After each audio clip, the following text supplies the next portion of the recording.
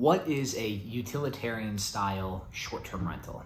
So there's two basic schools of thought when it comes to Airbnb. One is that luxury vacation destination type of a stay, but the other is more of a functional use style stay, sort of just like lodging, like Airbnb was originally designed for, to be a competitor to the hotel industry, right? So we're not looking for the large $1.5 million, 4,000 square foot home with a pool that backs up to a lake and it sleeps 25 people. That's not what this short-term rental model is.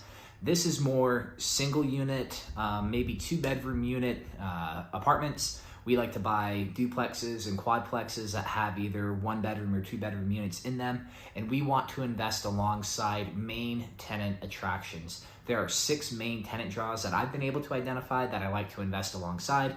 You've got universities, medical centers, military bases, Fortune 500 companies, major downtown tourism industries, and international airports. So if you can get a location that has, let's say, 3, 4, maybe even 5 of those type of tenant attractions in close proximity, let's say a 5 to 10 minute driving radius, that is an excellent candidate for a location to identify a good utilitarian style short-term rental property.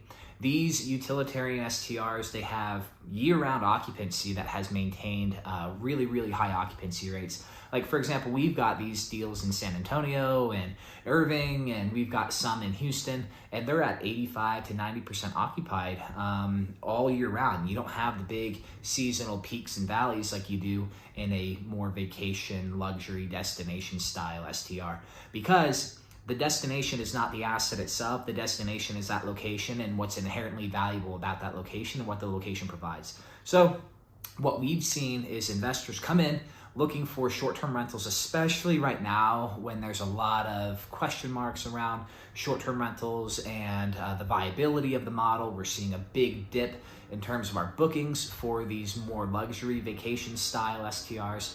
The utilitarian style short-term rental unit, it gives you the tax benefits, it can give you your rep status that you're looking for, it can also give you that really high cash-on-cash return that Airbnb has been so well renowned for over the past, say, 3 to 6 years. So I think it's an absolutely beautiful alternative. And on the back end, your ripcord, right, your parachute, you've got a multifamily asset that you plan to go ahead and execute a short-term rental strategy on. If it doesn't work, you can default to a mid-term rental strategy, because those 6 industries are the exact same industries that are going to draw a mid-term type of tenant.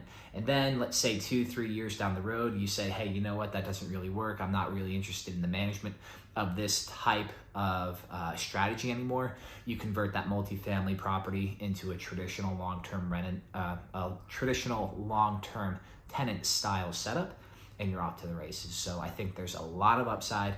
You've got a lot of your downsides covered, and it's a great way to really execute on a unique model and see a high cash-on-cash return in an appreciating market.